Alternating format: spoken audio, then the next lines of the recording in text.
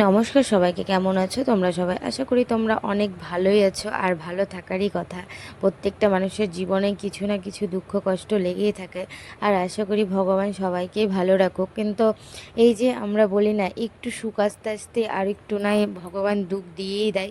কেন জানি না, ভগবান সবার কপালে কিছু না কিছু কষ্ট লিখেই রয়েছে। কিন্তু ঠিক তেমনই আমাদেরও কপালে একটু না একটু কষ্ট দিয়েই দিয়েছে। সুখ খুঁজতে গিয়েও সুখ খুঁজে পাই না, দুঃখের মানে সুখের মাঝখানে দুঃখে ঢুকে পড়ি আমরা।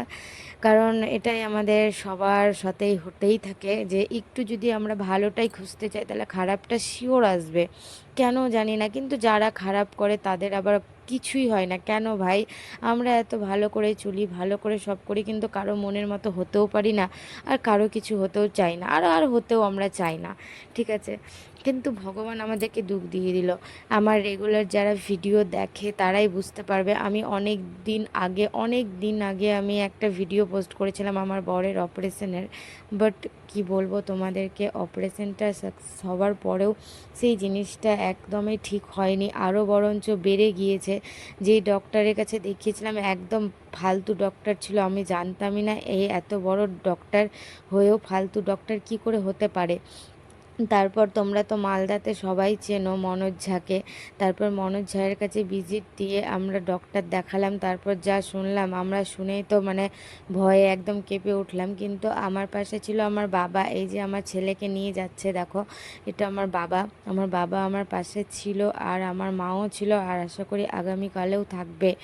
আর কি বলবো, আমার বাবারাই সাপোর্ট করছে। এত বড়ই মানে কাণ্ডটা এত বড় রিস্ক হয়ে গেছে যে যেটা সারানো একদম সম্ভব হয়ে উঠছে না আমার পক্ষে। তাই জন্য বাবা মাকে পুরোটাই বলে দিলাম যে মা বাবা পারছি না, আর তোমরা পাশে থাকো।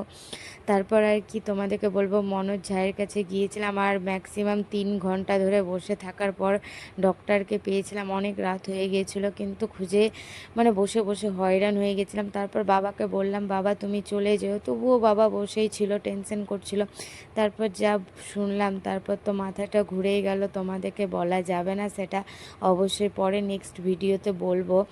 কিন্তু কি বলবো, ভগবান কেন যে এত বড় একটা জিনিস দিয়ে দিল আমার বরের। কারণ বলে না, সংসারে যেই মানুষটা খাটাখাটনি করে, যার জন্য সংসারে টাকা পয়সা উপার্জন করে নিয়ে আসে, সেই মানুষটার কিছু হয়ে গেলে কতটা কষ্ট হয়ে যায়, সেটা যারা জানে, যারা সংসার করে, তারাই শুধু একমাত্র জানবে।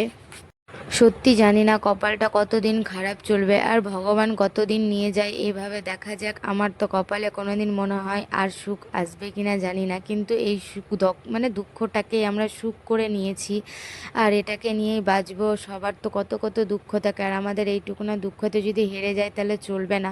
আমি অনেক কিছুই ফেস করে এসেছি আমার বর আর আমি, আর এইটুকুনাতে যাতে না হারি, ভগবানের কাছে দোয়া করবাটা।